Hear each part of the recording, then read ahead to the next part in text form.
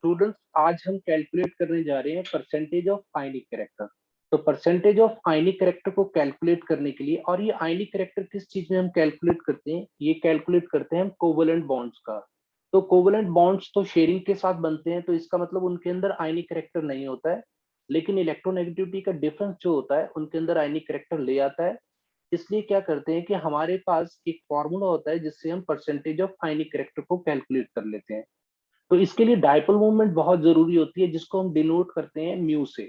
तो यहाँ पे हम क्या होता है, हमारे पास formula percentage of ionic character is equal to observed dipole movement divided by theoretical dipole movement.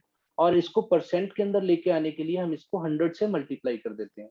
तो अब देखते हैं कि डायपोल मूवमेंट जो ऑब्जर्व्ड होती है वो हमें गिवन इन द क्वेश्चन होती है, मतलब कि हमेशा क्वेश्चन के अंदर गिवन होगी। लेकिन दूसरी तरफ डायपोल मूवमेंट जो थ्योरेटिकल होती है उसको हमें कैलकुलेट करना होता है।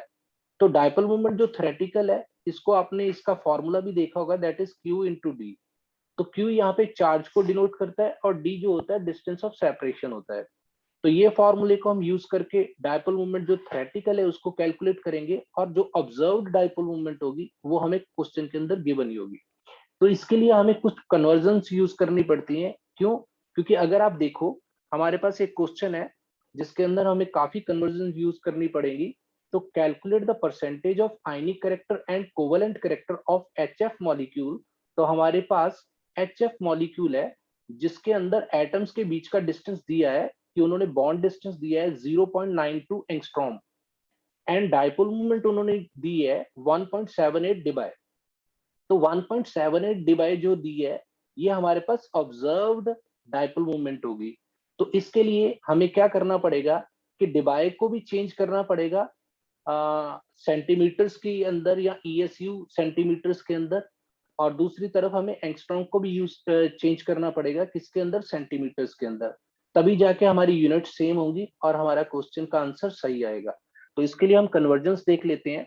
तो हमारे पास कन्वर्जेंस क्या होती है कि वन डिवाई जो होता है जिसको हम कैपिटल डी से डिनोट करते हैं, that is equal to 10⁻⁻18 ESU dot centimetre.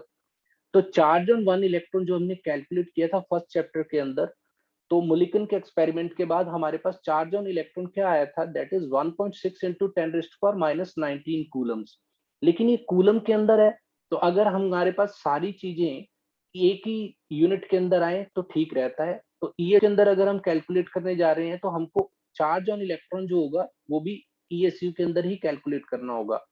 तो एक इलेक्ट्रॉन के ऊपर जो चार्ज होता है in ESU, that is equal to 4.8 into 10⁻⁻10 ESU। तो एंगस्ट्रॉम जो है यहाँ पे, इसकी भी मैंने यूनिट की कन्वर्जन लिख दी है, इसको भी सेंटीमीटर के अंदर कन्वर्ट कर दिया है। तो एंगस्ट्रॉम जो होता है that is equal to 10⁻⁻8 centimetre. तो अब हम इस क्वेश्चन को अटेम्प्ट करते हैं।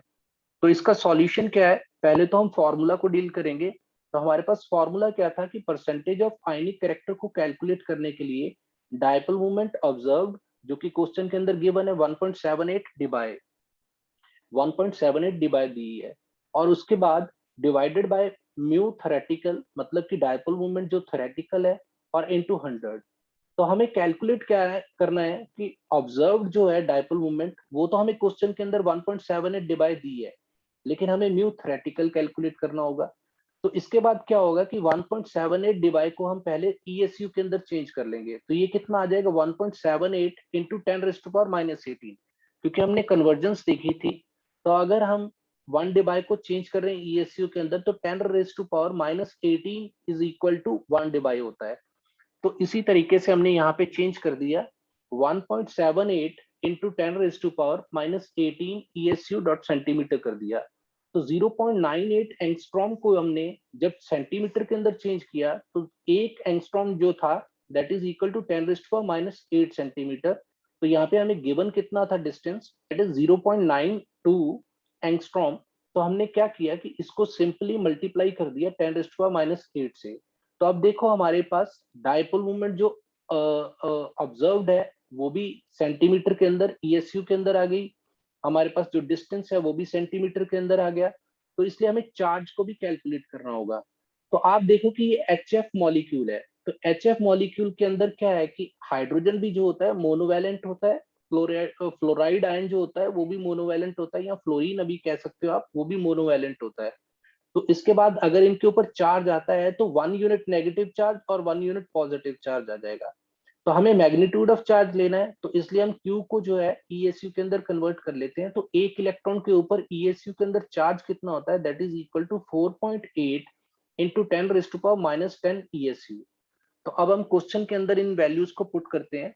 तो परसेंटेज ऑफ आयनिक करेक्टर जो हमारे पास 1.78 डिबाई थी, वो हमने एज सच रख दी, अभी हमने चेंज नहीं किया है।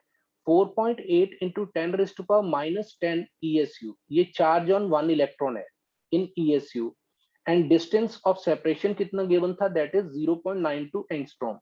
तो जैसे ही हम डिबाई को ESU के अंदर चेंज करेंगे, तो 1.78 इंटू 10⁻18 को मल्टीप्लाई कर देंगे। तो यहाँ पे हमने कितना इसके अंदर मल्टीप्लाई कर दिया, 10⁻18। तो अब जो ये डिबाई थी, ये हमारे पास क्या बन गई, ESU के अंदर और सेंटीमीटर के अंदर यूनिट आ गई। तो इसको डिवाइड करेंगे, तो हमारे पास पहले ही इलेक्ट्रॉन का तो हमने पहले ही चार्ज ESU के अंदर रखा था।